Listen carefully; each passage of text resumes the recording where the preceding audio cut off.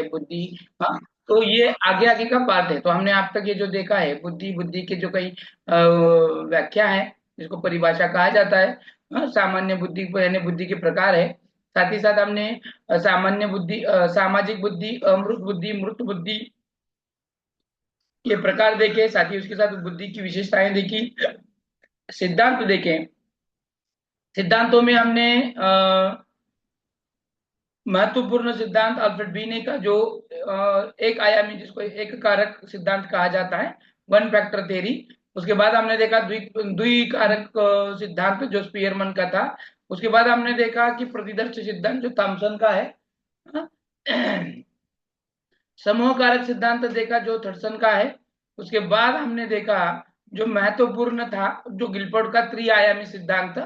तो इस पर क्वेश्चन महत्वपूर्ण के आते हैं किस तरह से, ये जो तीन मेन इसके आयाम है, उत्पादकता, संक्रिया और विषय वस्तु, इसके भीतर जो कंटेंट आते हैं वो कंटेंट कौन से इसमें आते हैं, ये पूछा जाता है। इसीलिए ये वाले आपको मालूम होना बहुत ही जरूरी है।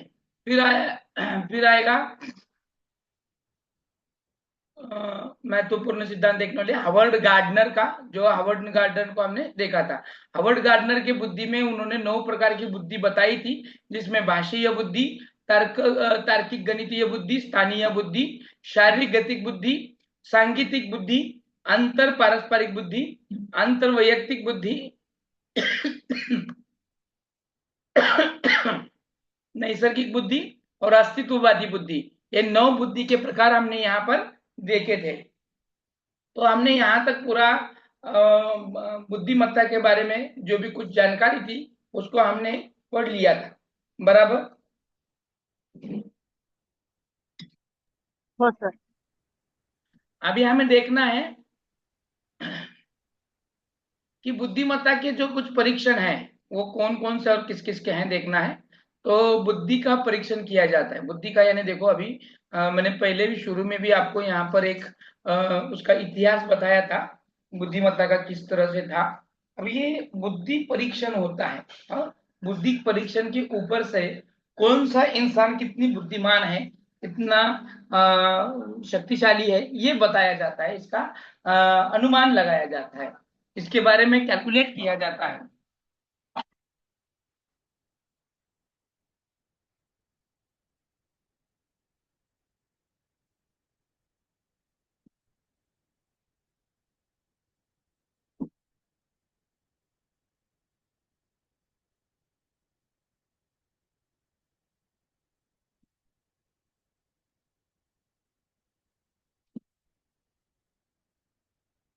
और इसी चीज को बुद्धि लब्धि कहा गया है। बुद्धि लब्धि यानी जिस इंसान के पास जितनी बुद्धि है उसका कैलकुलेशन करने के बाद वो कितनी है वो समझ में आता है। तो उस हिसाब से बुद्धि लब्धि का परीक्षण किया जाता है।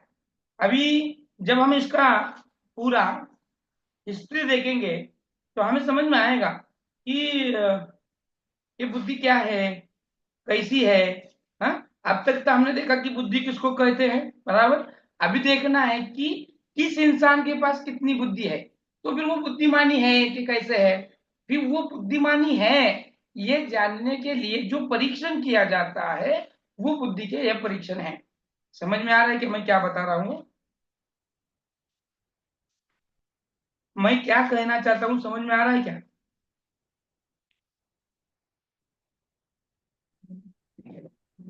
हो सर। मेरी आवाज आ रही है आप सभी तक? हो सर, येते आवाज। हाँ, क्लियर आ रही है ना? हो हाँ हाँ, सर। तो ये जो बुद्धिमत्ता है, तो कौन इंसान कितना बुद्धिमानी है, किसके पास कितना दिमाग है, कौन कितना होशियार है, ये तो देखना जरूरी है कि नहीं है? ये देखना जरूरी है कि नहीं है? हाँ सर, जरूरी है। हाँ, हो तो सर। फिर कैसा देखना है, कैसा देखना पड़ेगा, क्या करना पड़ेगा उसको, वो कितना बुद्धिमानी है। मान लो आप ही कितने बुद्धिमानी है, देखने के लिए मुझे क्या करना पड़ेगा? परीक्षा। फिर क्या करना पड़ेगा कि आप बुद्धिमानी है, कैसे पता चलेगा? परीक्षा लेनी होगी। कैसी वाली परीक्षा लेनी है? एकदम करेक्ट आंसर दिया, लेकिन कैसी वाली और कौन सी परीक्षा लेनी है? बराबर बताया आपने, लेकिन कैसी वाली और कौन सी परीक्षा लेनी है? बराबर बताओ, बताओ सही। बराबर तो जा रहे हैं आप सभी लोग, बराबर जा रहे हैं, लेकिन बताओ सही। यहाँ पर चुप बैठ के कुछ भी नहीं होगा। बताओ कौन सी परीक्षा लेनी होगी? आपने, किसने बताया अभी परीक्षा लेनी है बोलकर? कौन सी परीक्षा लेनी होगी? शाब्दिक शास्त्र घेतात किंवा गणित विचारून हाँ, अंक अब विचारून ठीक है, ठीक। अब देखो कि किसके पास कौन सी प्रकार की बुद्धि है, वो कितना होशियार है, ये देखने के लिए हमें फिर हावर्ड गार्डनर को ही इस्तेमाल करना है। हावर्ड गार्डनर का यहाँ पर किस तरह से करना है, क्योंकि उसने हमारे दिमाग में 9 प्रकार की बुद्धि है बताया था, बराबर है कि नहीं? अब ये 9 प्रकार की बुद्धि में भाषीय बुद्धि, तार्किक गणितीय बुद्धि, स्थानीय बुद्धि, शारीरिक गतिक बुद्धि, सांगीतिक बुद्धि, अंतर पारस्परिक, अंतर वैयक्तिक, नैसर्गिक और अस्तित्ववादी, ये कंटेंट हमारे में कितने हैं, कैसे हैं, ये देखने के लिए हमें ऐसी वाली टेस्ट यहाँ पर लेनी है। तो ये बुद्धि परीक्षण जो लिया जाता है, यानी टेस्ट जो ली जाती है, वो टेस्ट के बहुत सारे नमूने होते हैं, यानी टाइप्स होते हैं। तो देखो ये पहला हमारे स्क्रीन पर दिख रहा है, इसको मैं विश्लेषण करता हूँ और फिर उसका इतिहास बताता हूँ कि ये जो बुद्धि मापन है, बुद्धि मापन उसको परीक्षण कहा जाता है, तथा बुद्धि लब्धि भी कहा जाता है। बुद्धि लब्धि किसको कहा जाता है कि मेरा बुद्धि गुणांक कितना है।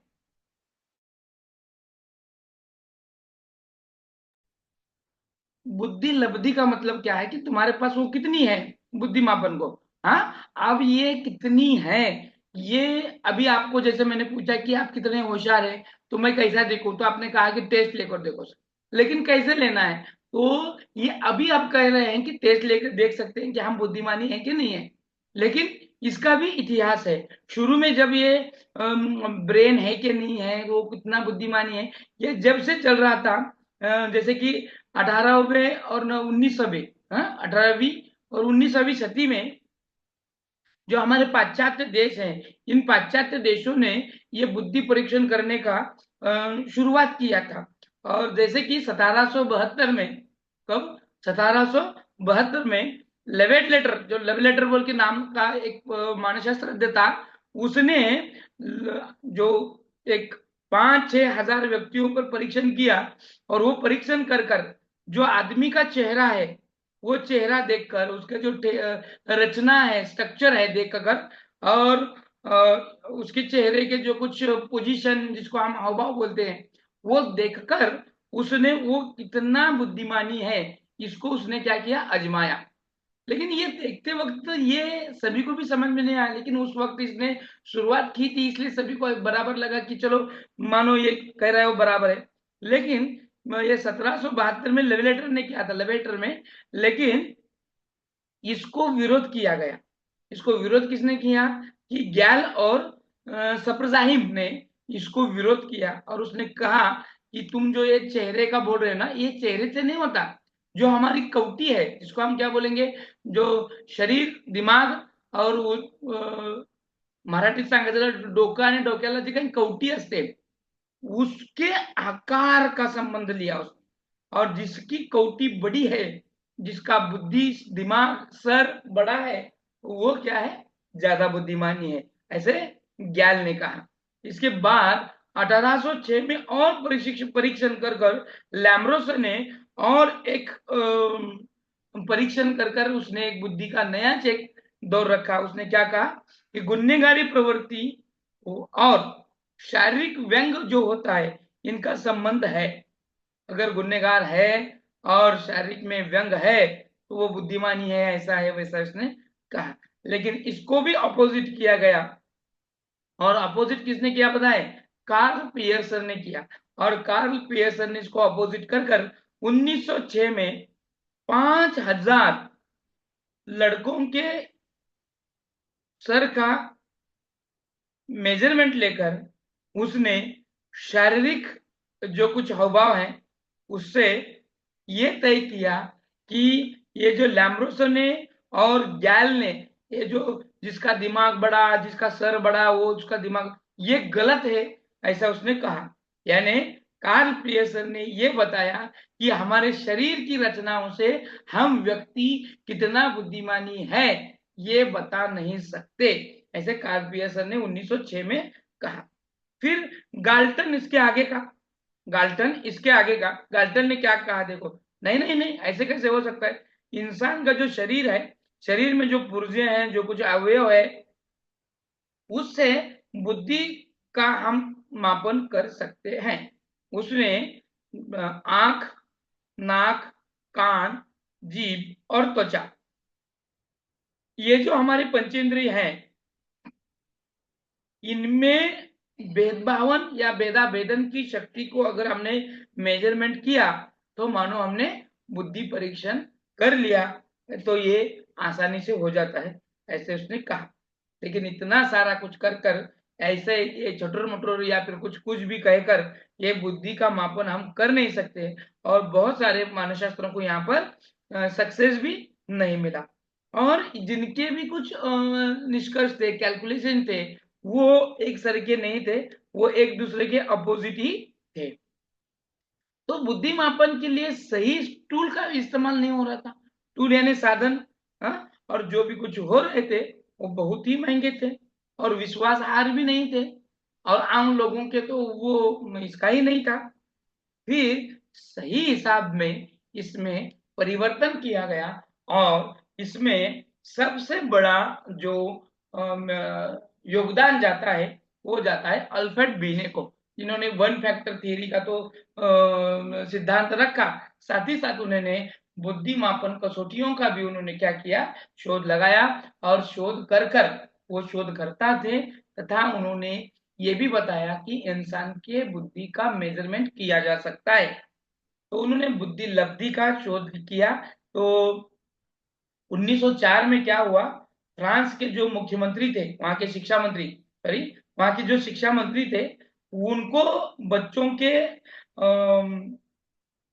जो कुछ अब नॉर्मल बच्चे होते हैं पढ़ाई लिखाई में, तो उनको ऑब्जर्वेशन करने के लिए एक समिति को गठन किया गया, और उस समिति में सदस्य बोलकर अल्फ्रेड बीने को बुलाया गया था, और उन्होंने यहाँ बहुत सारे ऐसे शोध लगाकर उन्होंने कई सारी कसौटियां तैयार की, और फिर सबसे पहली कसौटी उनकी आई 1905 में, उनका नाम ही था बीने की कसौटी, और उनमें उन्होंने बच्चों की ग्रहण शक्ति, तर्क शक्ति, उनकी इमेजिनेशन यानी कल्पना शक्ति, इन सब को बड़े ही अच्छाई से मापन करने की कुछ श्रेणियां बनाई।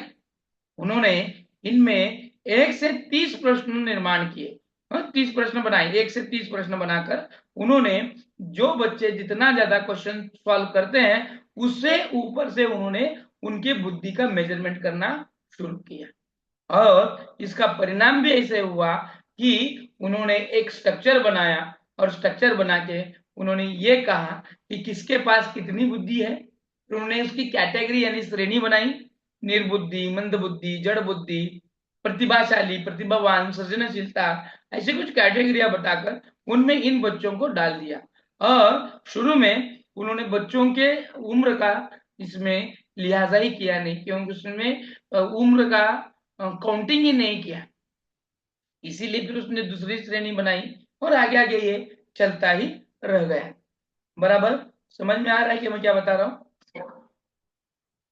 फिर ये कहा गया कि बुद्धि का मापन तो कर रहे हैं, बहुत सारे श्रेणियां तो बनाई गई, लेकिन इससे थोड़ा इनमें की त्रुटियां दूर कर कर, क्योंकि एक सही राह पर, सही ट्रैक पर बीने चल रहे थे, तो इनमें थोड़ा चेंजेस कर कर एक जो उनके समूहीन थे जिनका नाम था साइमन, और साइमन और बीने ने मिलकर एक टेस्ट बनाई, और उन्होंने इसमें क्या किया, जो पहले बीने ने जिन कंटेंट का इसमें इस्तेमाल किया था 1 से लेकर 30 क्वेश्चन उन्होंने जो बनाए थे वैसे ही बनाए, लेकिन इन्होंने इसमें क्या किया, बच्चों की उम्र का लिहाज किया गया, यानी कौन से उम्र के बच्चों के लिए इसका लिमिटेशन उसमें दिया गया, और उसी हिसाब से ये वाली श्रेणियां बनाई गई। अब ये जो टेस्ट बनाई गई, इन टेस्ट का नाम भी वैसे ही दिया गया, उन्होंने नाम दिया बीने साइमन परिणाम श्रेणी, परिमाण श्रेणी, या फिर परीक्षण, बुद्धि परीक्षण श्रेणी, ऐसे नाम दिया गया। और इसके बाद ये श्रेणी बहुत ही प्रसिद्ध हुई। साथ ही साथ इसमें बिने को बुद्धिमापन पद्धत का यहाँ पर उसको जनक माना गया, या फिर उसके पितामह बुद्धिमापन श्रेणी के, बुद्धि परीक्षण के, बुद्धि लब्धि के पितामह किसको माना गया? बिने को, अल्फ्रेड बिने को। बिने ने यहाँ पर क्या किया, इन्होंने इस चाचनी से या फिर इस श्रेणी से उन्होंने एक दुनिया को एक नया ऐसा एक अमूल्य ऐसा देन दी। वो थी मेंटल एज। मेंटल एज यानी मानसिक वय जिसको हम बोलते हैं, मेंटल एज जिसको कहा जाता है। मेंटल एज यानी क्या है कि 5वीं का जो बच्चा होता है, 5वीं कक्षा का, देखो मैं क्या पूछ रहा हूँ, 5वीं कक्षा, उसकी उम्र कितनी होती है? शारीरिक एज कितना होता है? एज बोल रहा हूँ। 11 साल। वेरी नाइस, 11 साल। Very nice answer. कि एक 5वीं का जो बच्चा होता है वो 11 साल का होता है। वो उम्र जो है वो कौन सी उम्र है? ये जो उम्र बता रहे हैं ना, ये शरीर से है, यानी वो शरीर से उतना बड़ा है। बराबर कि नहीं? यस और नो? और हमने उसको कैसे नापा? कैसे नापा? जहां से उसका जन्म हुआ था उसके बर्थ डेट से हमने नापा कि वो 5वीं को है। इसका मतलब वो कम से कम 11 साल का तो होना जरूरी है। ये जो उसकी उम्र है वो शारीरिक है। कैसी उम्र है? शारीरिक है। लेकिन उसकी मेंटल एज क्या है? मेंटल एज यानी मानसिक वय। मानसिक वय, अभी मानसिक वय यानी उम्र। अभी ये उसकी जो मानसिक उम्र है वो कैसे निकालते हैं कि जो 5वीं कक्षा का जो स्टूडेंट है, वो जो 5वीं कक्षा की जो एक चाचनी है, वो अगर वो सॉल्व करता है तो उसकी जो उम्र है वो शारीरिक और मानसिक सेम ही है, सेम ही है। लेकिन अगर ये बच्चा 5वीं कक्षा का भी पेपर सॉल्व नहीं करता, 11 साल का है, 5वीं में है, लेकिन ये 5वीं का पेपर सॉल्व अच्छी तरह से नहीं कर सकता, तो फिर हमने उसको क्या किया, 4थी कक्षा का देकर देखा, तो वो 4थी का भी नहीं सॉल्व कर सका। फिर उसको हमने 3री का दिया, तो उसने 3री का पेपर बहुत ही अच्छी तरीके से और आसानी से सॉल्व किया। तो उसकी मेंटल एज कितनी हो गई? मेंटल एज कितनी हो गई? 9 साल। 3री को है, 3री को है, कितनी हो गई? 9 साल। वेरी नाइस, 9 हो गई। क्योंकि वो 6 और ये 3री को है बोले तो 3, बराबर 9 साल हो गई। लेकिन उसका शारीरिक उम्र कितनी है? शारीरिक उम्र कितनी है? 11 साल का। 11 है। तो फिर वो होशियार है कि मंद है? होशियार है कि मंद है? मंद। मंद है। करेक्ट। मंद है। हाँ, एकदम बराबर। जो भी इंसान अपनी उम्र की दी गई जो चाचनी है वो अगर आसानी से सॉल्व करता है तो वो सामान्य बुद्धि का है। अगर नीचे का अगर सॉल्व करता है या फिर वो करता नहीं, अपने 5वीं को है लेकिन 5वीं की नहीं सॉल्व कर सकता, 4थी की करता है, तो वो 4थी उसकी उम्र है, यानी वो 10 साल का उसकी मेंटल एज है और 11 साल उसकी शारीरिक उम्र है। अगर रीता नाम की लड़की 5वीं को है लेकिन वो 7वीं का पेपर आसानी से सॉल्व करती है, 7वीं कक्षा का, तो उसकी मेंटल एज कितनी है? मेंटल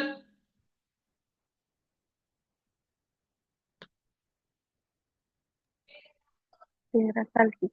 करेक्ट, 13 साल की है। यानी आपको समझ में आया अच्छी तरह से? किसी को कोई दिक्कत है कि मेंटल एज समझने में? नहीं। मेंटल एज समझने में किसी को कोई दिक्कत है क्या? मेंटल एज यानी MA, हाँ, और क्रोनोलॉजिकल एज यानी CA, इसको कहते हैं शारीरिक वय और मानसिक वय। और ये जो MA दिया गया है, ये MA की जो देन है मानसिक एज, ये बीने की है। किसकी है? बीने, अल्फ्रेड बीने। मानसिक एज किसने दिया? अल्फ्रेड अल्फा बीने भी ने। नहीं। हाँ, बीने ने दिया। भी नहीं। समझ में आ रहा है? Yes sir. लेकिन इतना करने के बावजूद भी बीने के श्रेणी में कुछ ना कुछ कमियां थी, कुछ ना कुछ कमियां थी। और ये कमियां निकालने के लिए बहुत सारे परीक्षण किए गए और उनमें की कमियां निकाली गई। और निकालने के बाद इस पर वो काम करने किसने किया, तो 1916 में, देखो कब, 1916 में टर्मन ने क्या किया, देखो 1916 में टर्मन ने रिवीजन ऑफ द बिने साइमन स्केल निकाली। उसने क्या किया, रिवीजन ऑफ द बीने एंड साइमन स्केल ये तैयार की। और ये करने के बाद 1937 में 37 में डॉक्टर टर्मन और डॉक्टर मारिल ने स्टैंडर्ड रिवीजन ऑफ द बीने स्केल को तैयार किया। और इसी स्केल को डॉक्टर वीवी कामत ने इस बीने की कसौटी को कानड़ी और मराठी भाषा में क्या किया, उसको ट्रांसलेट किया। क्या किया, ट्रांसलेट किया। अब आपको मेंटल एज तो समझ में आया होगा। फिर अभी ये जो एज है, मेंटल एज मालूम हो गई, शारीरिक एज मालूम हो गई, यस और no? Yes sir. Yes sir. शारीरिक एज किसको कहेंगे मालूम हो गई, और मानसिक एज कैसा ये करना ही मालूम हो गया ना? हाँ सर। हाँ। हाँ अब सर। देखो, अब देखो मैं एक आंसर दूं क्या आपको, कि मान लो आपको एक क्वेश्चन देता हूं, लेकिन इसको एक्सप्लेनेशन करने के बाद।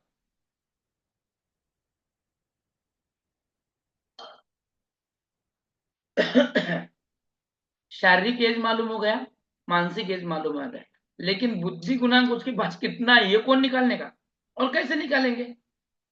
37 हो गया, 1938 हो गया, लेकिन वो वाला पॉइंट नहीं आ रहा था सामने जो परीक्षण करते वक्त होना था।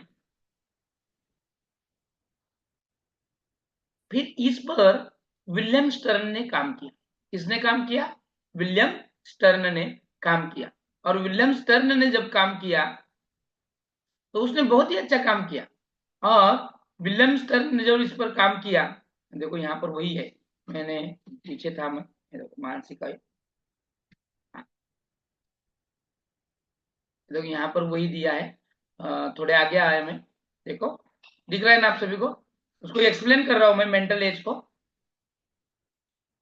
ये मानसिक आयु एवं बुद्धि परीक्षण है, जिसको मेंटल एज कहा जाता है। बुद्धि परीक्षण के द्वारा व्यक्ति के व्यक्तित्व की विशेषताओं का पता लगाया जाता है। अभी मैं जो बताया वही वही वही है पर।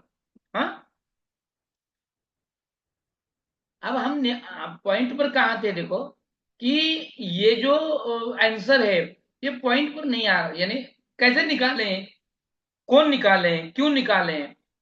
यहाँ पर उदाहरण दिया गया है, देखो यदि कोई 6 वर्ष का बालक, यानी मान लो एक लड़की है रीता नाम की, वो 6 वर्ष का बालक 15 वर्ष के व्यक्ति के अनुसार दिमाग रखता है, सोचता है, तो 15 वर्ष उस बालक की मानसिक आयु हो गई। हमने वो देखा ही है, मानसिक आयु किसको कहते हैं वो हमने देखा। लेकिन अब इसका, उसके पास कितनी बुद्धिमत्ता है ये कौन बताएगा, और कैसे बताएगा? इसलिए इस पर स्टर्न ने काम किया। किसने काम किया? स्टर्न ने। अब स्टर्न ने क्या किया, देखो कि हमें अगर कोई कैलकुलेशन निकालना है किसके पास कितनी बुद्धि है, तो इसीलिए उसने क्या किया, एमए अपॉन यानी mental as upon chronological age यानी सीए इज इक्वल टू बनाया। यानी इसका मानो एक लड़की का मेंटल एज 15 है, मेंटल एज, और उसका उम्र, शारीरिक उम्र 6 है, तो कितना हो जाएगा, तो उसकी बुद्धिमत्ता कितनी हो जाएगी? कर लो यहाँ पर भागाकार, भाग दे दो।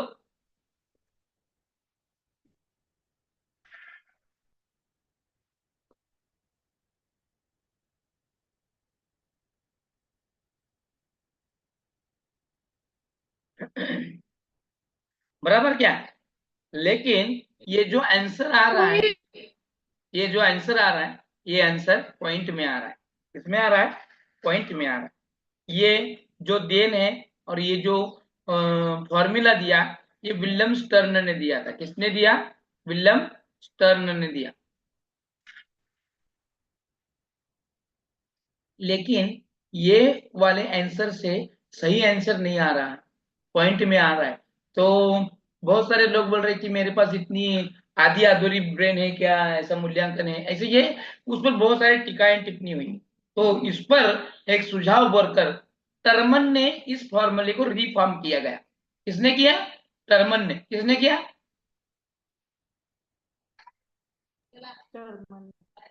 किसने किया?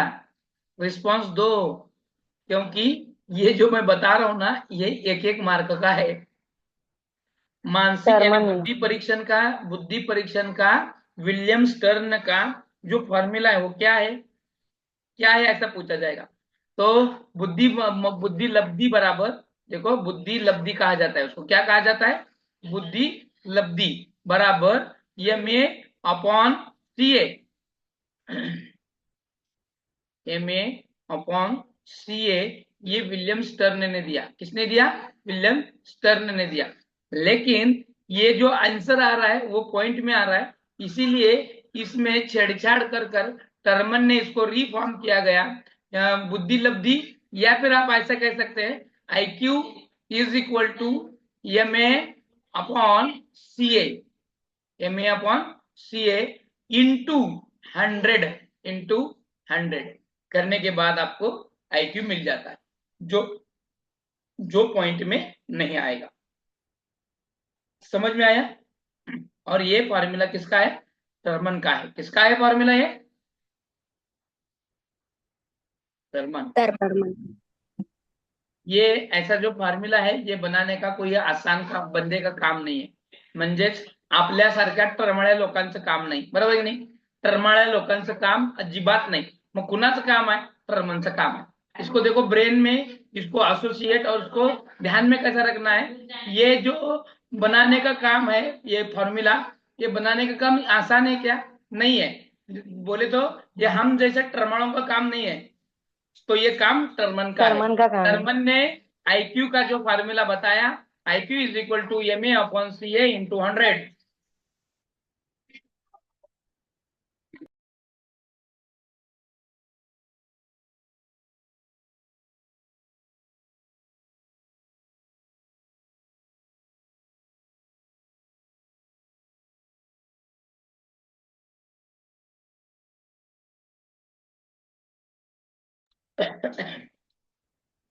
आ रहा है समझ में? अब एक एग्जांपल दूं, इसमें मुझे सॉल्व कर दिखा सकते हैं आप कि उसका बुद्धि गुणांक कितना है, कर दिखा सकते हैं इस फॉर्मूले में बिठाकर। मैं एक क्वेश्चन देता हूं, वो सॉल्व कर सकते क्या? Yes Yes sir or no? करेंगे। हाँ, यस ये देखो यहाँ पर वही है, मैंने जो यहाँ पर दिखाया गया है, ये देखो तुम्हारा ये अभी जो मैंने बोला था वही है कि वास्तविक आयु और कालानुक्रम आयु, हिंदी में वही को उसी को कहा जाता है, और इंग्लिश में मैंने वही जो बताया। अभी यहाँ पर उदाहरण स्वरूप 10 वर्ष का व्यक्ति जो 160 अंक लिया हुआ है, उसकी मानसिक आयु क्या होगी? तो बुद्धि लब्धि 160 है, वास्तविक आयु 10 है, तो उसने फॉर्मूले में लिखा IQ is equal to MA upon CA into 100। इसमें रखकर उसने यहाँ पर उसका मानसिक आयु निकाला। यानी आपको एग्जाम्पल कैसा भी दिया जा सकता है। अब यहाँ पर क्या करना है, मैं एक एग्जाम्पल देता हूं। तेजू नाम की लड़की का जन्म वय, तेजू नाम की लड़की का शारीरिक वय या फिर वास्तविक वय वायु, तेजू नाम की लड़की का वास्तविक आयु 10 वर्ष है। तेजू नाम के लड़की का वास्तविक आयु 10 वर्ष है, और उसका मानसिक आयु 13 है। उसका मानसिक आयु कितना है? 13 है। 13 है। तो उसका बुद्धि गुणांक निकालो। बुद्धि गुणांक या बुद्धि लब्धि निकालो। 130 13 हाँ हाँ, 13 13 only 30। 130 sir 30 130 very nice answer, 130।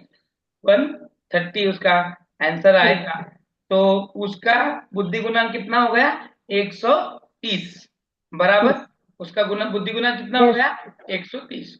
ये तो बता दिया 130 आपने हाँ। सर कि वो लड़की तेजू कितनी होशियार है, कितनी ये है, वो तो आपने बता दिया, लेकिन उस हिसाब से वो कौन से कैटेगरी में आती है उसका क्या? तो उसके लिए भी बुद्धि गुणांक का या फिर बुद्धि वितरण का एक चार्ट बनाया गया है। एक क्या बनाया गया? चार्ट बनाया गया है। अब उस चार्ट को हम देखेंगे, लेकिन उसके पहले और एक मैं क्वेश्चन देता हूं जो आपको सॉल्व करना है। करेंगे ना आप? करेंगे? हो सर। हाँ सर। हो सर। सुरेश नाम का लड़का जिसकी सुरेश नाम का लड़का जिसकी वास्तविक आयु सुरेश नाम का लड़का जिसकी वास्तविक आयु वास्तविक आयु वास्तविक आयु वास्तविक आयु 16 वर्ष है। 16 वर्ष है। 16 वर्ष है। और और मानसिक आयु मानसिक आयु मानसिक आयु 12 वर्ष है। 12 वर्ष है। तो उसका बुद्धि गुणांक निकालो।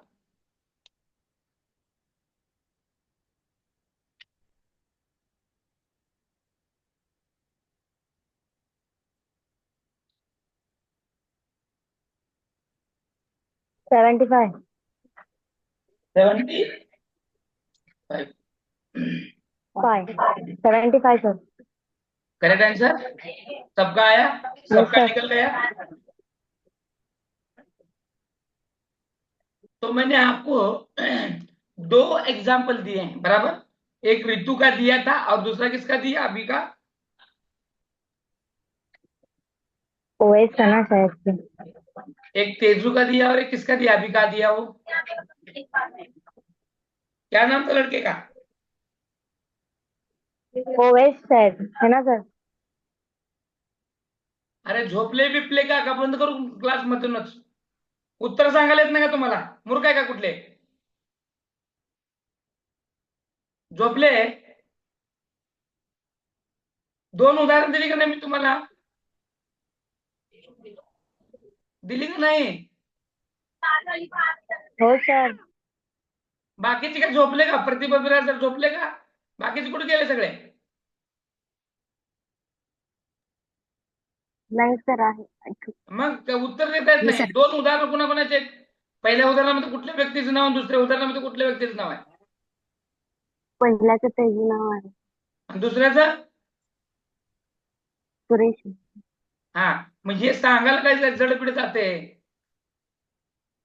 नाही सर मी काय करत असता तुम्ही सगळे? क्लासवर लक्ष नाही का तुमचं? कुठे गेले ते गुरु? कुठे हो गेले? सर आहे मी। आहे सर. मग सांगायला काय होतंय? कसबे कुठे गेले?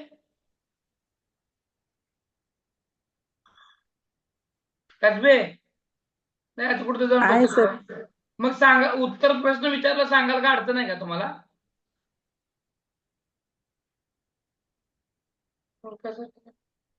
हा घ्या चला. आता काय सांगितलं? पहिल्या प्रश्नामध्ये जी व्यक्ती आहे ती तेजू आहे आणि दुसऱ्या प्रश्नामध्ये व्यक्ती जी आहे ती कोण आहे?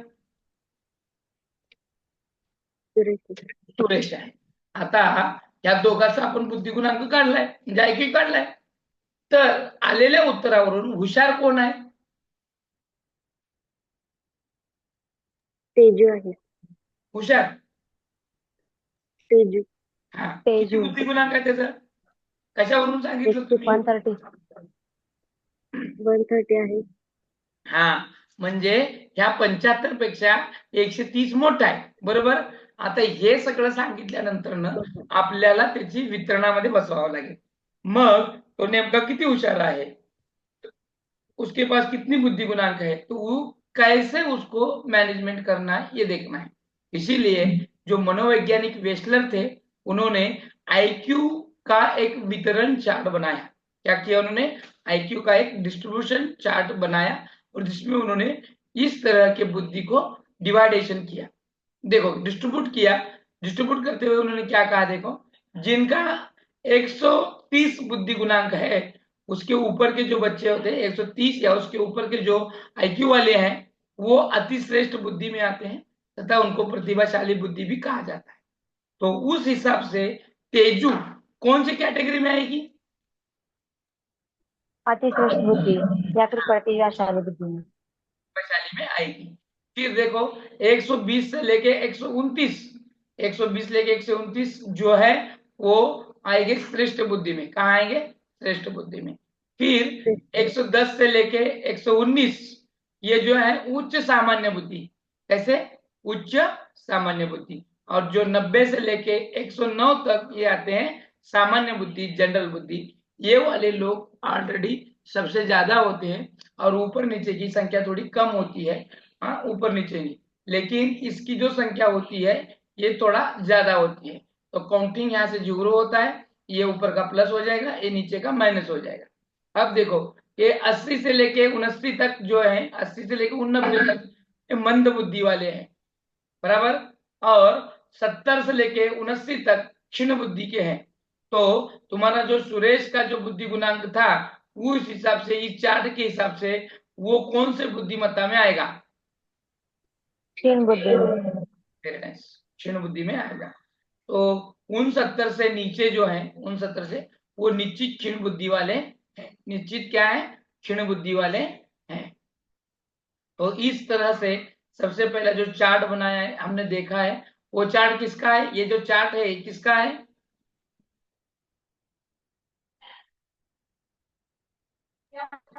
बुद्धि वितरण का। आपने अगर रिप्लाई नहीं दिया मेरे क्वेश्चन का तो मैं जगह पे मीटिंग को एंड करने वाला हूं।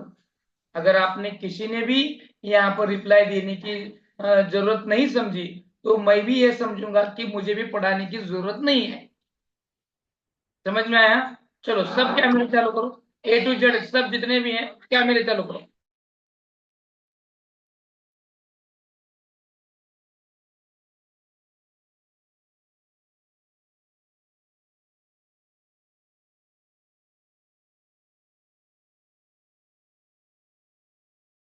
कल से स्ट्रिक्ट वार्निंग सभी को, जैसे भी हम क्लास से जुड़ जाएंगे सबको आपका कैमरा ऑन रखना है। क्या करना है? ऑन रखना है, ए टू जेड। कोई भी नहीं बगैर कैमरे का नहीं रहेगा, कोई भी बगैर कैमरे का नहीं रहेगा, सबको कैमरा ऑन करना पड़ेगा। ये आपके लिए स्ट्रिक्ट वार्निंग रहेगी, क्योंकि आप क्या कर रहे हैं मुझे समझ में नहीं आ रहा। आप क्वेश्चन का आंसर नहीं दे रहे, आप क्या शर्मा रहे हैं या आपको देना नहीं है, आप जगह पे हैं कि नहीं है, आप रसोई में काम कर रहे हैं, गाड़ी पे घूम रहे हैं, क्या कर रहे हैं, क्या आप क्यों जवाब क्यों नहीं दे रहे? इसीलिए आप सभी को आज से कैमरा ऑन रखना बहुत ही जरूरी रहेगा। ठीक है? जो लोग अपना कैमरा चालू नहीं करेंगे उनको ग्रुप से रिमूव कर दिया जाएगा। ओके? अब यहाँ 2 व्यक्ति हैं जिन्होंने अपना कैमरा शुरू नहीं किया है। अब 2 मिनट के भीतर अगर वो चालू नहीं करेंगे तो मैं उनको ग्रुप से रिमूव करूंगा। अभी मैं नाम भी नहीं लूंगा, डायरेक्टली रिमूव करूंगा। आपका कौन सा क्या कारण है, क्या मुझे दिक्कत लेना देना है ही नहीं। लाइट है नहीं है लेना देना नहीं है, मैं यहाँ पर आपको रिमूव कर देने वाला हूँ, इतना आपको पता था।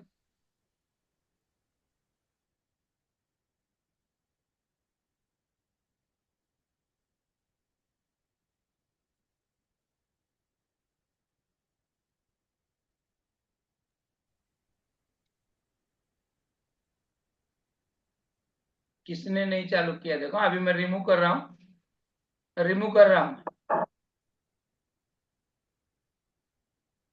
चलो एक को तो रिमूव कर दिया मैंने।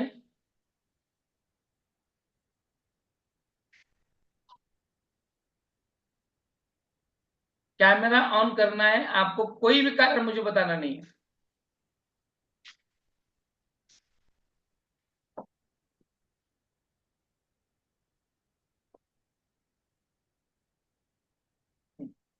ऐसा ही रखना है, कैमरा ऑन ही रखना है, बंद नहीं करना है। ठीक है?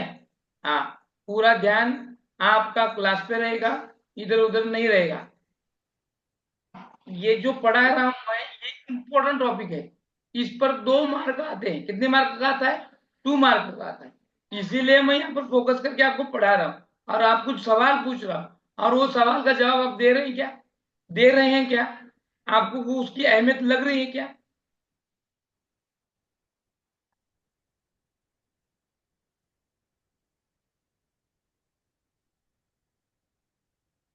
हाँ, अभी ये मैंने जो चार्ट आपको दिखाया हुआ है ये चार्ट किसका है? किसका है? कौन से मनोवैज्ञानिक का है? वेशलर वेशलर। अब ये वेशलर बेचलर का है। तो देखो क्वेश्चन किस तरह से आता है, क्वेश्चन किस तरह से एग्जाम में आता है। वेस्लर के बुद्धि लब्धि वितरण के अनुसार, वेस्लर के बुद्धि लब्धि वितरण के अनुसार 111 बुद्धि लब्धि का व्यक्ति किस बुद्धि का होगा? 111 बुद्धि लब्धि का व्यक्ति किसका होगा? चलो बताओ। श्रेष्ठ बुद्धि। हाँ उच्च सामान्य बुद्धि। उच्च सामान्य बुद्धि सामान्य सामान्य बुद्धि। सर। हाँ उच्च सामान्य बुद्धि। हाँ, अब आए कि नहीं अभी आए कि नहीं आंसर सही तरह से? हाँ, जब घी सीधे उंगली से नहीं निकले तो उसको टेढ़ी करना पड़ता है। मैं उंगली कभी भी टेढ़ी नहीं करता, डायरेक्टली घी का डब्बा फोड़ देता हूं, क्योंकि मुझे मेरी उंगली टेढ़ी करके क्या करना है? घी का डब्बा मुझे चाहिए नहीं, उसको फोड़ देता हूं। तो आपको इस पर से सीधा साधा समझ में आना चाहिए कि आपको आंसर कैसे देना है। हाँ, तो ये 1 मार्क के लिए इस तरह के क्वेश्चंस आएंगे। समझ में आया? अब देखो, इसी तरह से जिस तरह से वेस्लर ने इस बुद्धिमत्ता का चार्ट का वितरण बताया है, उसी तरह से मेरिल ने भी चार्ट का वितरण दिया है। किसने दिया है? मेरिल, मनोवैज्ञानिक मेरिल। अब इस पर भी क्वेश्चन आता है। अब ऑब्जर्वेशन करने के बाद आप मुझे बताओ कि क्या बदल होगा इसमें, क्या कहां पर चेंजेस है? आप बता सकते हैं कि इसमें चेंजेस कहां पर आए हुए हैं? अतिश्रेष्ठ बुद्धि। क्या है उसका बुद्धि गुणांक? 140। 140 हाँ, वेस्लर की क्या थी? 130 130 हाँ, थी। 130। और बाकी का? सेम है सर। बाकी का सेम है। वाह, वेरी नाइस ऑब्जर्वेशन। देखो, बाकी का थोड़ा थोड़ा चेंज है। हाँ, जैसे कि श्रेष्ठ बुद्धि जो है उनकी 120 से लेके 129, यहाँ पर 120 लेके 139 दी गई है। ये चेंज है। दोनों का आप स्क्रीनशॉट ले सकते हैं। ये है वेस्लर का, इसका स्क्रीनशॉट लो, ले लिया। और अब दिखा रहा हूं मैं, ये है मेरिल का, इसका भी स्क्रीनशॉट ले लो। और ध्यान में रखो, क्वेश्चन इस तरह से पूछा जाएगा कि मेरिल के बुद्धि लब्धि के चार्ट के या फिर विवरण के हिसाब से 75 बुद्धि लब्धि का व्यक्ति के कौन से कैटेगरी में आएगा? 75, 75। मंद बुद्धि, क्षीण बुद्धि। क्षीण बुद्धि, क्षीण बुद्धि क्षीण सर। बुद्धि में। क्षीण बुद्धि। वो कहाँ आएगा? क्षीण बुद्धि में आएगा। क्षीण बुद्धि में। बराबर? बराबर। Yes sir. Yes sir. समझ में आया? अभी आपको समझ में आया विवरण का चार्ट? हाँ सर। हाँ सर। फिर अभी ये विवरण के चार्ट के अनुसार ये जो बुद्धि लब्धि है, ये बुद्धि लब्धि, तो बुद्धि विकास और बुद्धि वृद्धि, ये आगे हम नहीं जाएंगे। अभी हमें पीछे जाना है। कहाँ पर? जहां पर हमने बुद्धि का जो परीक्षण किया था वहां पर चालू करना है हमें, यहां से आना है। बराबर? ये चार्ट का आप भी क्या निकाल कर लो, स्क्रीनशॉट निकाल कर लो। हाँ, आपके हिसाब से आपके पास रखो इसको, कि जिससे आपको ये समझ में आएगा। अब यहां से क्या शुरू हो गया कि बुद्धि का परीक्षण कर रहे हैं हम। क्या कर रहे हैं? बुद्धि का टेस्ट ले रहे हैं। परीक्षण यानी टेस्ट है। परीक्षण का मतलब क्या है? टेस्ट। परीक्षण का मतलब क्या है? टेस्ट। हाँ? टेस्ट। बुद्धि का मतलब इंटेलिजेंट आईक्यू टेस्ट है ये, इंटेलिजेंट टेस्ट। बराबर? हाँ, ये 3 तरह की टेस्ट है। हम जो टेस्ट लेते हैं वो कितनी तरह की है? 3, कुल मिलाकर 3 तीन तरह तरह की की। है। पहली है शाब्दिक बुद्धि, शाब्दिक जिसको बुद्धि परीक्षण। वर्बल कहा जाएगा, वर्बल। दूसरी है अशाब्दिक, जिसको नॉन वर्बल कहा जाता है। और दूसरी है क्रियात्मक बुद्धि परीक्षण, यानी एक्टिविटी बेस्ड। एक्टिविटी। समझ में आया? हाँ सर। हाँ सर।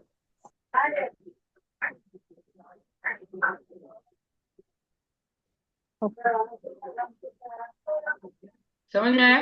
ओके। तो सर। ये जो टेस्ट हैं, ये 3 टेस्ट हैं। वर्बल, नॉन वर्बल और एक्टिविटी बेस्ड, ये तीनों में भी कुछ ना कुछ यानी उसके अंदर भी और सब टेस्ट्स हैं।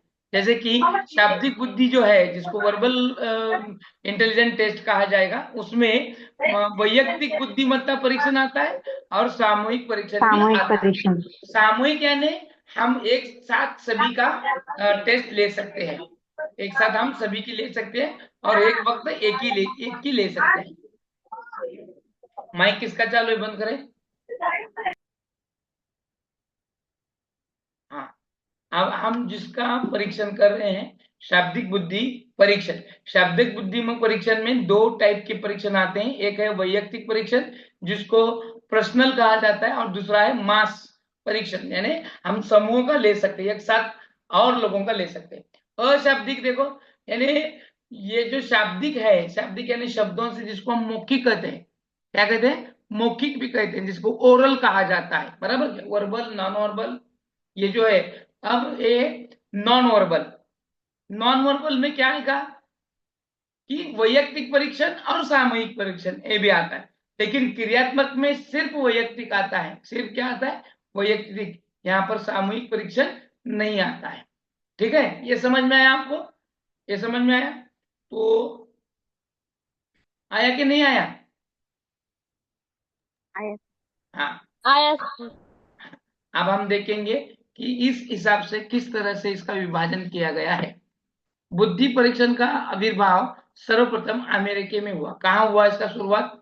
अमेरिका में हुआ। अमेरिका और में। जब अमेरिका में हुआ, तो बुद्धि परीक्षण से तात्पर्य उन परीक्षणों से है जो बुद्धि लब्धि यानी आईक्यू के रूप में केवल एक अंक के माध्यम से व्यक्ति के सामान्य बौद्धिक स्तर एवं उसमें निहित विभिन्न विशिष्ट योग्यताओं की ओर संकेत करता है। इन परीक्षणों के द्वारा व्यक्ति के समक्ष विभिन्न प्रकार के कार्यों को प्रस्तुत किया जाता है तथा अपेक्षा की जाती है कि उसके बौद्धिक कार्यों के विषय में जानकारी प्राप्त की जा सके। बुद्धि परीक्षणों को सामान्यतः दो वर्गों में विभाजित किया जाता है। एक है वर्बल, दूसरा है नॉन वर्बल। एक है वैयक्तिक, दूसरा है सामूहिक, बराबर। एक है वैयक्तिक और दूसरा है सामूहिक। अब याद सामूहिक। करो, अभी मैं थोड़ा इसको यहाँ पर बाजू में रखकर कुछ क्वेश्चन पूछना चाहता हूँ। आपने इयत्ता 5वीं कक्षा की महाराष्ट्र लेवल की स्कॉलरशिप परीक्षा देखी है क्या? स्कॉलरशिप एग्जाम, 5वीं कक्षा, हाँ सर। इयत्ता 8वीं कक्षा, उनकी भी स्कॉलरशिप की एग्जाम है, वो देखी है आपने? वो भी पूरे बुद्धिमत्ता वाले ही है, और ये हमारे बुद्धि परीक्षण का काउंटिंग करते हैं। ये क्या करते हैं? हमारे बुद्धि परीक्षण का क्या करते हैं? काउंटिंग करते हैं। एक मिनट।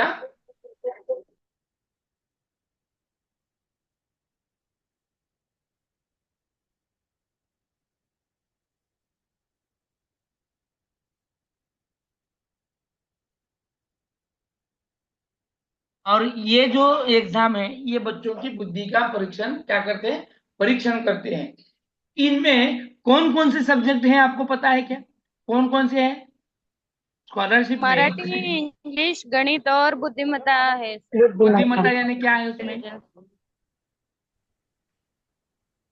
वेन आकृति वगैरह रहते हैं ना, वैसे क्वेश्चंस रहते हैं। हाँ, तो इसका मतलब क्या है कि वो हमारे सर बुद्धि आईक्यू का लेवल पे ही सब एग्जाम्पल लेते हैं। हाँ, तो वो क्या है, पूरे हमारे पास कौन सी बुद्धि, यानी हवर्ड गार्डनर ने जो 9 बुद्धिमत्ता के प्रकार बताए हैं, उसी तरह से हमारे में कौन कौन से हैं। क्योंकि मराठी में ग्रामर आता है, तो वो हमारे में है कि नहीं है? भाषाई बुद्धि, भाषाई बुद्धि, तर्क, अनुमान, गणितीय बुद्धि, स्पेसेसुअल, क्योंकि उसमें डायग्राम है। बुद्धिमत्ता की इसमें क्या है? डायग्राम है, आईने में के डायग्राम है, पानी में की परछाइयां है कि नहीं? तो उससे हमारा ये जो कुछ 9 कंटेंट है हमारे हार्वर्ड गार्डनर के, उससे वो क्या करते हैं, हम उसमें काउंट करते हैं। तो उससे भी हम हमारा बच्चा बुद्धिमानी है कि नहीं है, ये भी हम तय कर सकते हैं। तो ऐसे जो परीक्षा ली जाती है, ये दो तरह से ली जाती है। एक वैयक्तिक बुद्धि परीक्षण और दूसरा सामूहिक बुद्धि परीक्षण। अभी पूरे महाराष्ट्र में ली जाने वाली ये जो इयत्ता 5वीं और 8वीं कक्षा की जो बुद्धि स्कॉलरशिप एग्जाम है, ये कौन सी इसमें आएगी? ये दोनों में से, ये दोनों में से वैयक्तिक बुद्धि परीक्षण में आएगी कि सामूहिक बुद्धि परीक्षण में आएगी? सामूहिक सामूहिक बुद्धि बुद्धि परीक्षण। क्यों क्यों क्यों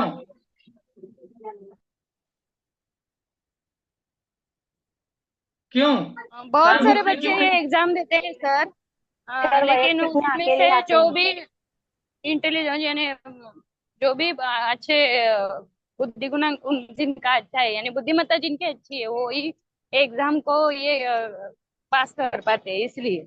नहीं, इसलिए नहीं। ये सामूहिक क्यों की है? ये एक साथ सभी की ली जाती है।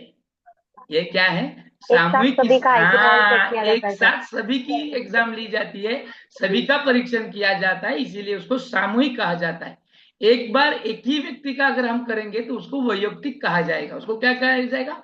वैयक्तिक कहा जाएगा। वैयक्तिक। बराबर। आप देखो, जब एमपीएससी में आप प्रीलियम मेंस क्वालिफाई करके आप इंटरव्यू के लिए जाते हैं, तो वो इंटरव्यू कौन से तरह की परीक्षण है? वो वैयक्तिक है। वैयक्तिक बुद्धि परीक्षण है क्योंकि सर। अकेले को ही बुलाया जाता है, ओरल टाइप में पूछा जाता है। क्या सबको एक साथ बुलाया जाता है? नहीं सर, सबको एक वैयक्तिक। साथ पूछा जाता है क्या? नहीं सर। नहीं। तो इसीलिए नहीं सर। वैयक्तिक का मतलब क्या है? ये कि एक व्यक्ति के लिए, और सामूहिक यानी सबको एक साथ, सबको एक साथ। Matter clear? वैयक्तिक का मतलब और सामूहिक का मतलब समझ पाए आप? हाँ सर। हाँ सर। हाँ, तो ये देखो, वैयक्तिक बुद्धि परीक्षण। यह परीक्षण एक समय एक ही व्यक्ति का लिया जाता है, एक ही समय एक ही व्यक्ति का। इसका आरंभ मनोवैज्ञानिक बिने द्वारा किया गया है। बिने द्वारा निर्मित इस परीक्षण का संशोधन साइमन ने किया, इसलिए इस परीक्षण को बिने साइमन परीक्षण भी कहा जाता है। इसे मुख्यतः दो विभाजनों में बांटा जाता है। अभी दो, इसमें कैसे बांटा गया है देखो। अभी वैयक्तिक, एक है वैयक्तिक भाषात्मक परीक्षण, एक है वैयक्तिक भाषात्मक परीक्षण। वैयक्तिक भाषात्मक परीक्षण यानी क्या? कि इस परीक्षण में भाषा का प्रयोग किया जाता है और इसके द्वारा अमृत बुद्धि की परीक्षा ली जाती है। कौन सी इसकी बुद्धि की परीक्षा ली जाती है? अमृत बुद्धि की। अमूर्त इसका मुख्य बुद्धि। उद्देश्य क्या है? कि यह ज्ञात करना होता है कि व्यक्ति को लिखने पढ़ने कितना ज्ञान है, लिखने पढ़ने का कितना ज्ञान है। उसे प्रश्नों के उत्तर लिखकर उसके सामने गोला या गुना का चिन्ह बनाकर या रेखांकित करके देना पड़ते हैं। इससे संबंधित कुछ परीक्षण अभी क्या है देखो। अभी यहाँ पर क्या है? ये पेपर पेंसिल टाइप है, सामने लिखना है और उसको गोल करना है, जैसे कि हम ओएमआर शीट में गोल करते हैं, या फिर सही गलत गलत करते वक्त गुना या टिक मार्क कर देते हैं। इस तरह से वहां पर करना होता है। अभी इसमें कौन कौन से आते हैं देखो। वैयक्तिक भाषात्मक परीक्षण में कौन कौन से टेस्ट आते हैं देखो। अभी एक है पहली, बिने साइमन का बुद्धिमान परीक्षण। ये जो है 3 से 15 साल के बालकों के लिए लिया जाता है। प्रत्येक वर्ष के बालकों के लिए 5 प्रश्न या कार्य रहते हैं, पर 4 वर्ष के बालकों के लिए केवल 4 प्रश्न थे और 11 एवं 13 वर्ष के बालकों के लिए कोई प्रश्न नहीं थे। यानी ये टेस्ट है। इस टेस्ट का नाम है, क्या नाम है? बिने साइमन बुद्धि मानक परीक्षण, यानी बिने साइमन मानक इंटेलिजेंट परीक्षण। टेस्ट। हाँ, कि जिसमें 3 साल से 15 साल की उम्र के बच्चों के लिए जाता है। यहाँ पर हर साल के उम्र के बच्चों के लिए 5 क्वेश्चन थे, उनमें 4 वर्ष के बालकों के लिए 4 ही क्वेश्चन थे, और बाकी के जो बच्चे हैं जैसे कि 11 और 13 साल के, इनको एक भी क्वेश्चन नहीं था। यहाँ पर इतना ही समझना है आपको, ठीक है। अगला है स्टैनफोर्ड बीने का परीक्षण। किसका? स्टैनफोर्ड बीने का परीक्षण। क्या बोलता है स्टैनफोर्ड बीने देखो। अभी स्टैनफोर्ड बीने मानक्रम के नाम से प्रसिद्ध हुआ। यह मानक 2 से 14 वर्ष तक के बालकों के लिए है। इनमें कुल 19 प्रश्नावलियां हैं, 90 क्वेश्चन हैं। इसमें कितने क्वेश्चन हैं? 90। कितने प्रश्न है? 90। हाँ, तो यहाँ पर क्वेश्चंस किस तरह से आते हैं देखो, कि ये टेस्ट किसके लिए बनाई है, किसने बनाई, कितने मार्क हैं, कितने उम्र के लिए है, कितने क्वेश्चंस थे। इस तरह का प्रश्न यहाँ पर क्या होता है? पूछा जाता है। समझ में आया? अब देखो नेक्स्ट वाला क्या आता है इसमें।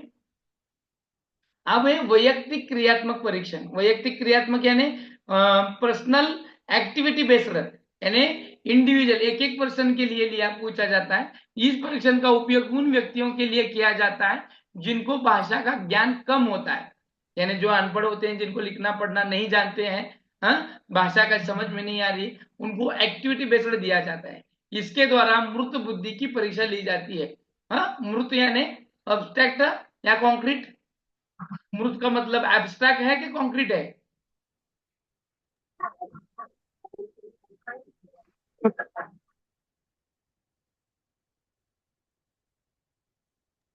मृत म्हणजे दिसणे ना सर? हा, दिसणे. मग कसली झाली? कॉन्क्रीट झाली, बरोबर. ही कसली झाली? इंग्लिश मध्ये याला मृत बुद्धीला कॉन्क्रीट बुद्धी असे म्हणतात. कसली? कॉन्क्रीट, जे अस्तित्वात आहे ते. कारण तुम्ही त्या वस्तूला, जसं की आता पझल क्यूब असतो बघा, तुम्ही क्यूब घरी सोडवता वेगवेगळ्या रंगाचा, तो क्यूब सुद्धा हा मृत बुद्धीच परीक्षण आहे. तुम्हाला ते हँडल करता येते का? ऍक्च्युली आपण हातात घेतलं की ते आपल्याला 8 दिवस का 2 महिने पण सुटत नाही. परंतु आपला मुलगा किंवा आपण युट्यूबवर बघतो, एक मुलगा 13 क्यूब एका मिनिटामध्ये सॉल्व्ह करतो. 13 क्यूब वन टाइम मध्ये. आणि एका मुलानंतर 30 सेकंदामध्ये 13च्या 13 क्यूब त्याने समान केले. एक हात, 2 हातामध्ये वेगवेगळे, त्याचबरोबर 2 पायामध्ये पण होते त्याचे 13 क्यूब.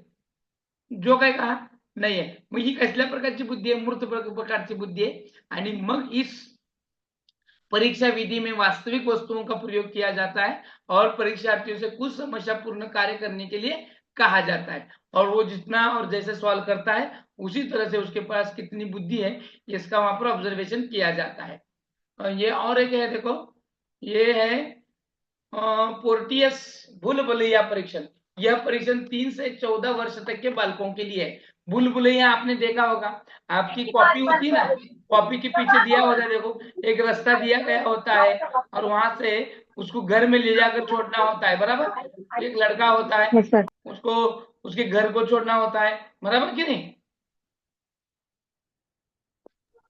हाँ ये सर। सर नो, इस तरह से कुछ होता है। या फिर दिल्ली में भी भूल-भुलैया है, जहां से जाएंगे आप निकलेंगे तीसरी ओर से, तो उसमें से बराबर आते हैं कि नहीं बाहर, ये देखा जाता है। फिर है वेस्लर वैल्यू का परीक्षण। इस परीक्षण का निर्माण 10 से 60 वर्ष की आयु के व्यक्तियों की बुद्धि परीक्षा लेने के लिए किया गया था। तो ये जो बुद्धि परीक्षण के नाम है, इसको खाली याद रखो, ये किसके लिए लिए जाते हैं। फिर है सामूहिक बुद्धि परीक्षण। यह परीक्षण एक समय में अनेक व्यक्तियों का लिया जाता है। इसका आरंभ प्रथम विश्व युद्ध के दौरान अमेरिका में हुआ था। अमेरिका में बहुत सारे सैनिकों की जरूरत थी, इसीलिए एक एक व्यक्ति का हम परीक्षण नहीं ले सकते थे, इसीलिए हमने क्या किया, सामूहिक एक ही साथ बहुत जाने लोगों का परीक्षण किया और उससे हमने क्या कर लिया, सैन्य में भर्ती किया। वहां की सरकार मनुष्यों की मानसिक योग्यता के अनुसार ही उनको सेना में सैनिकों, अफसरों और अन्य कर्मचारियों के पदों पर नियुक्त करना चाहती थी। इस परीक्षण को भी मुख्यतः 2 भागों में विभाजित किया जाता है। एक है सामूहिक भाषात्मक परीक्षण और दूसरा है सामूहिक क्रियात्मक। समझ में आया? अब देखो, ये यहां पर ज्यादातर क्वेश्चन इस पर पूछा जाता है। ये वाला जो है इसको याद रखना है आपको, ये वाला आर्मी अल्फा और आर्मी बीटा। सामूहिक भाषात्मक परीक्षा में आर्मी जो अल्फा है, इसका प्रयोग केवल शिक्षित मनुष्यों के लिए किया जाता है। शिक्षित यानी साक्षर, साक्षर का मतलब आर्मी अल्फा, अल्फा यानी साक्षर, और आर्मी बीटा यानी निरक्षर लोगों के लिए। ऐसे लोगों के लिए निरीक्षण, निरीक्षण यानी अनपढ़ लोगों के लिए, जिसको लिखना इनका प्रॉब्लम है।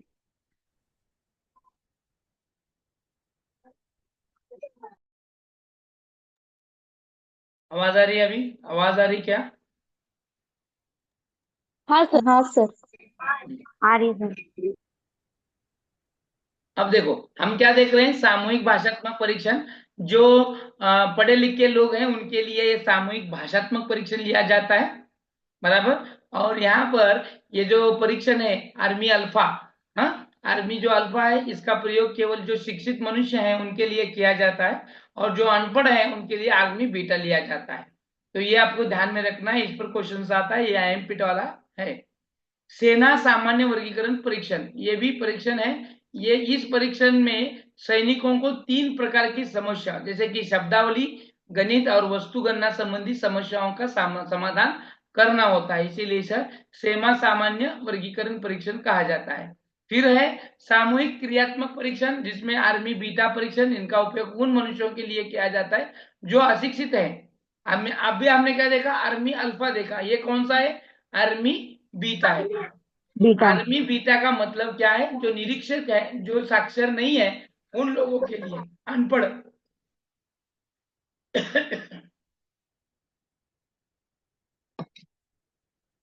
समझ में आया।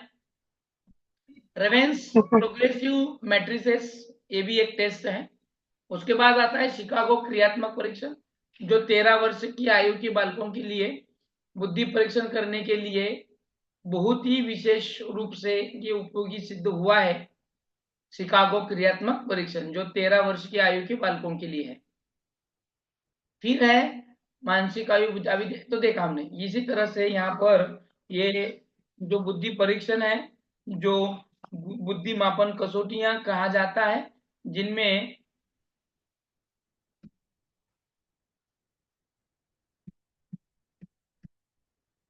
ये वाला चार्ट समझ में आया आपको, ये वाला जो चार्ट समझ में आया। Yes sir.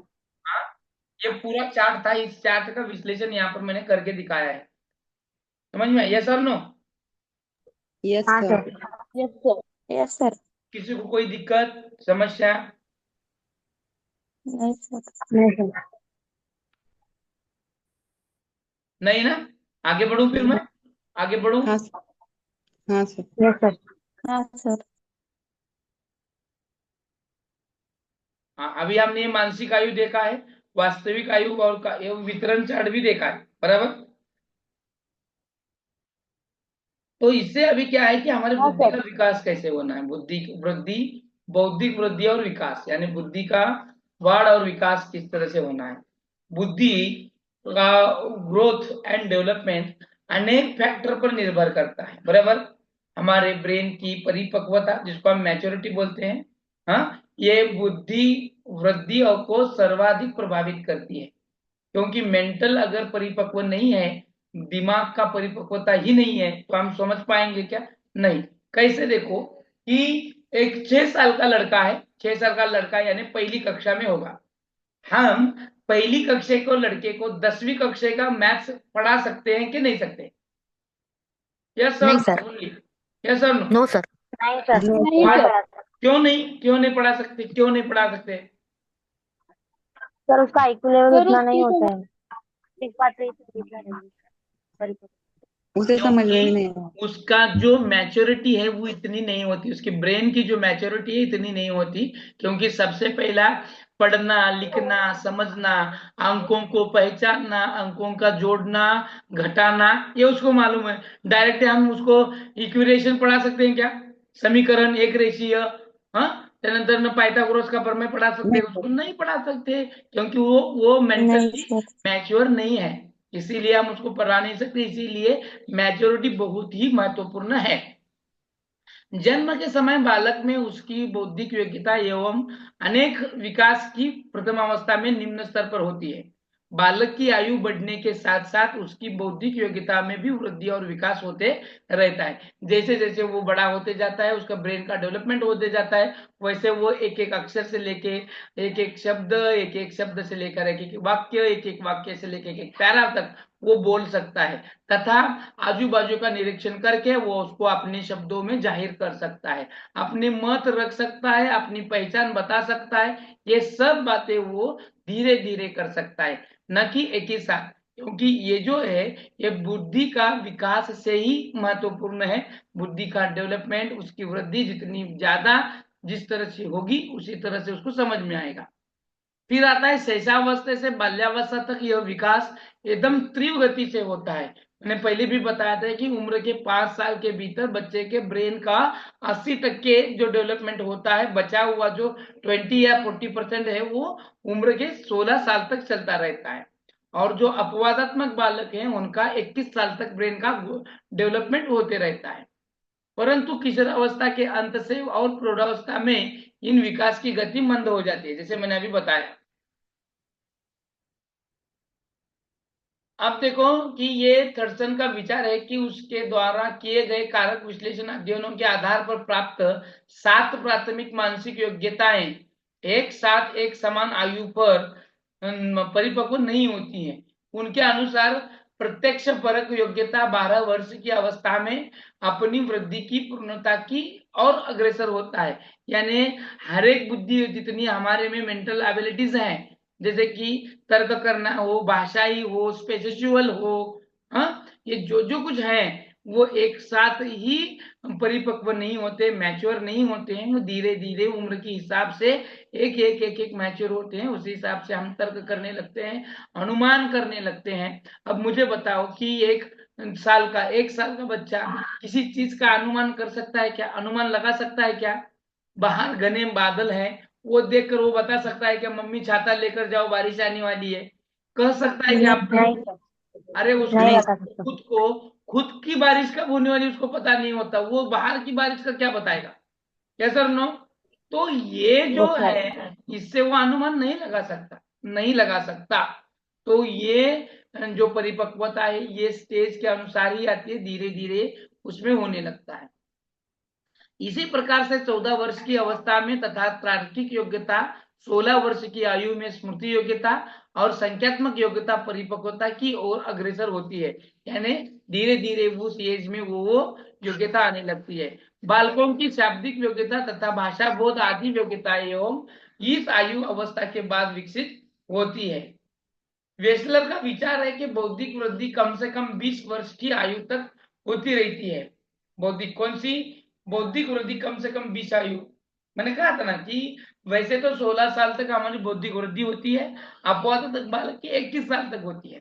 लेकिन वेस्लर का क्या कहना है कि कम से कम 21 साल तक तो उसकी ब्रेन का डेवलपमेंट चलते रहता है। आधुनिक शोध से यह पता चला है कि 60 वर्ष की आयु तक बुद्धि लब्ध्यांक में वृद्धि हो सकती है।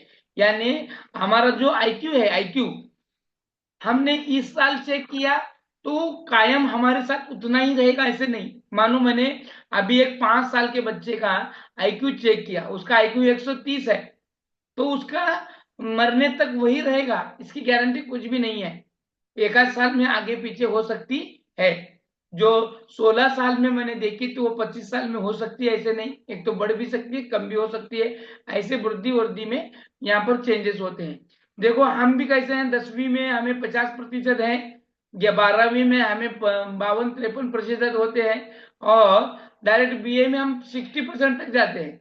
तब क्या होता है, हमारे ब्रेन में मैच्योरिटी आती है, उस हिसाब से हम काम करने लगते हैं, और उस हिसाब से एमए में और ज्यादा मार्क, बीएड में, एमए में, आगे ऐसे बढ़ते बढ़ती जाती है। जैसे हमारा ब्रेन मैच्योर होने लगता है वैसे हमारे बुद्धि लब्धांक में भी, बुद्धि लब्धांक यानी आईक्यू में चेंजेस होने लगता है। समझ में आया? अंडरस्टँड? Yes sir. काय कळलं का नाही? हो सर, समझ. अभी हमें देखना है कि शिक्षा के जो क्षेत्र हैं हमारे, इन शिक्षा के क्षेत्र में बुद्धि परीक्षणों का महत्व क्या है? जो अभी हमने टेस्ट लिया, आईक्यू टेस्ट, आईक्यू टेस्ट क्यों लेना है? क्या महत्व है कि नहीं उसका? है क्या? कौन बता सकता है? कस्बे मैडम, है क्या आईक्यू क्षेत्र में इसका? आईक्यू का कुछ है क्या टेस्ट का? हाँ सर. क्या है? पढ़कर बताओ, क्या है महत्व? एक ही बताओ, एक ही पढ़ो और उसका एक ही का बताओ आप। पढ़कर बताओ। शैक्षणिक मार्गदर्शन. हाँ, शैक्षणिक मार्गदर्शन क्या हो सकता है उससे? उसका एक्सप्लेनेशन आपको ही करना है, जैसा आता है, जितना आता है उतना बताओ।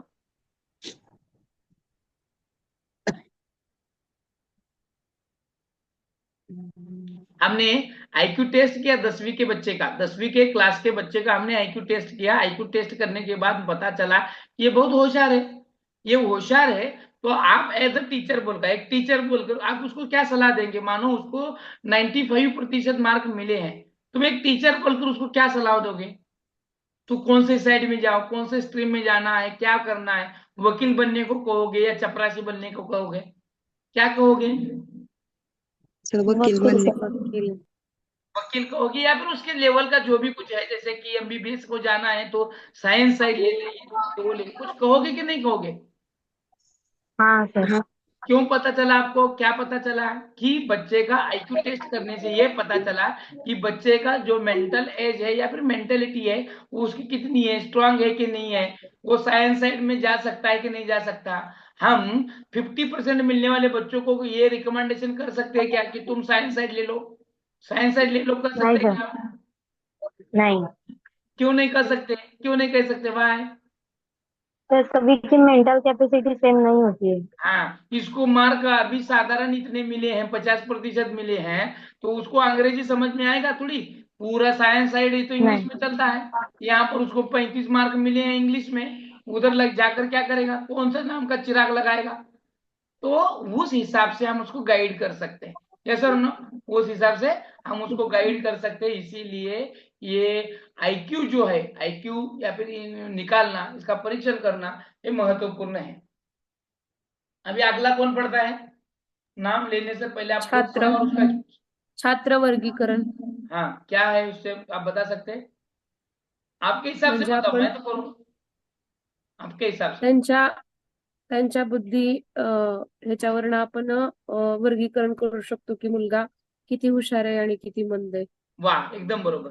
वर्गीकरण करू शकतो, म्हणजे सामान्य बुद्धीची मुलं एकीकडे, मध्यम बुद्धीची एकीकडे आणि हुशारांची एकीकडे।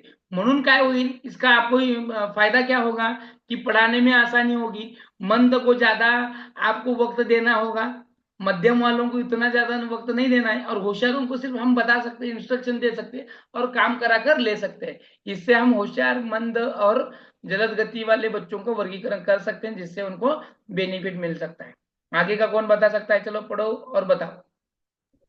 लैंगिक भिन्नता में उपयोगी,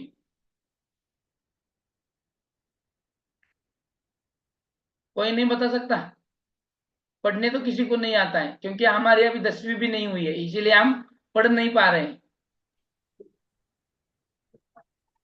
है ना? ऐसा ही है ना? नहीं। हाँ, पढ़ो, कौन नहीं पढ़ता सर।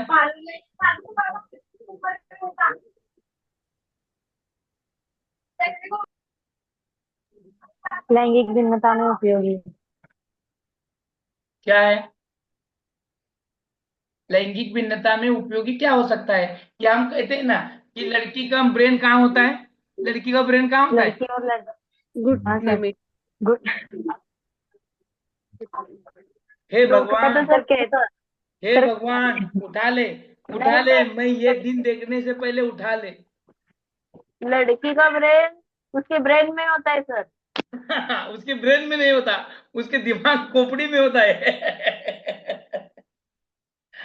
ये आपने क्यों कहा फिर ऐसे कि लड़की का ब्रेन घुटनों में होता है, क्यों कहा? वो समझ गलत है सर। हाँ, वो क्या है, क्योंकि अब तक हमारे समाज ने यही कहा है कि लड़की होशियार नहीं होती, लड़की मंद बुद्धि वाली होती है, उसका दिमाग घुटनों में होता है। ये किसने कहा? ये हमारे पूर्वजों से चलती आई हुई परंपरा है, समाज ने दिया हुआ एक कलंक है।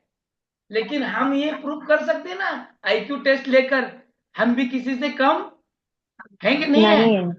हाँ, ये प्रूव कर सकते हैं हम, लड़का लड़की में ब्रेन के हिसाब से हम भेद कर नहीं सकते, ये बता सकते हैं, इसीलिए ये उपयोगी है। अंडरस्टैंड? समझ में आया कि लड़की का यस सर। ब्रेन कहाँ होता है? Yes, sir. दिमाग में दिमाग में होता है। लड़की का ब्रेन जहां होना है, जिस जगह पर ब्रेन की जगह है वहीं पर होता है, दूसरी जगह नहीं होता है। बराबर? Okay, next. आगे कौन बढ़ेगा? स्वयं का ज्ञान। स्वयं का हाँ ज्ञान. हाँ, क्या है स्वयं का ज्ञान? मैं कितने आपलं पानी में हूँ ये पता चलता है, मैं कितना होशियार हूँ, कितना होशियार नहीं हूँ, इसका भी ज्ञान चलेगा कि नहीं चलेगा? खाली बोलने में होशियार है, लेकिन लिखणे में पढ़णे में कुछ भी नहीं आता, है की नाही आहे? नुसतं बोलायलाच पुढं आणि अभ्यासात म्हणले मार्क म्हणले की माग, कळतं ना मला, मैं कितना होशियार हूँ, मैं की कीमत यहाँ पर पता चलती है। अधिगम प्रणाली में उपयोगी यानी लर्निंग सिस्टम में उपयोगी है कि मैं कितना होशियार हूँ कितना होशियार नहीं हूँ, फिर मुझे क्या आना है क्या नहीं आना है, इसका भी हमें यहाँ पर पता चलता है।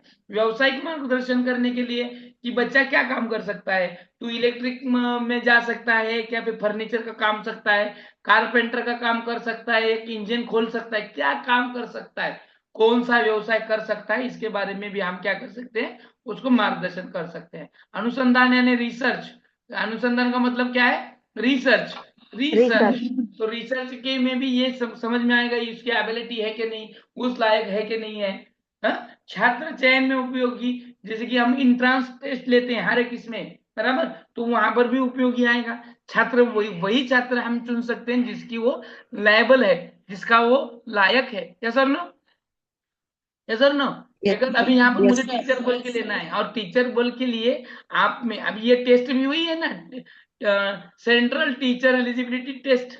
अब यहाँ पर तुम टीचर होने के लायक हैं कि नहीं है, उन लोगों को ही चयन किया जाएगा ना, यस और नो। हाँ, तो ये भी एक टेस्ट आपकी लायबल की होगी इसी तरह से, ठीक है। इसी तरह से ये हमारा बुद्धि गुणांक या फिर चाचनी बहुत ही इंपॉर्टेंट है, और इसी तरह से ये चैप्टर यहाँ पर खत्म होता है।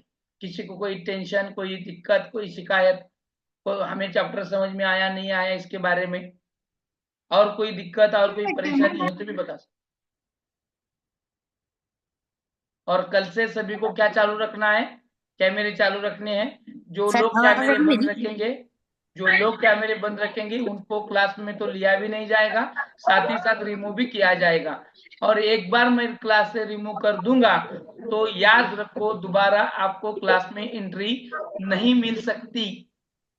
हाँ, समझ में आ रहा है? हाँ सर, सर। आवाज आ रही मेरी? हाँ आ रही है। कौन है? सर, मैं अनमरज भरे। सर, मैं जरा गाँव गई थी, तो मेरे थोड़े लेक्चर छूटे, सो उसका रिकॉर्डिंग भेज सकते हैं सर? मालूम है ना आपको, वो इसमें मिलता है ना अपने वीडियो में। हाँ सर, सिर्फ 25 तारीख तक का चाहिए, उसके आगे के नहीं हाँ, भेजे सर। जहाँ जहाँ थे वहां के हैं, वहां क्लास को भी छुट्टी थी उस हिसाब से। हाँ, आप जब बुद्धि की विशेषताएं पढ़ा रहे थे ना, तब सर मैं ज्वाइन थी। फिर आप ईवीएस का जब पढ़ा रहे थे ना, जब मैं ज्वाइन नहीं थी। हाँ, ईवीएस का यहाँ पर चैप्टर अभी हम अपलोड कर देंगे, वो रह गया है। हाँ ठीक है सर। 2 दिन छूट गई सर मेरे, 2-3 दिन की। ठीक है, ठीक। और किसी की कोई दिक्कत, कोई समस्या, कोई ये? आणि लक्षात घ्या, पेपर खूप जवळ आले.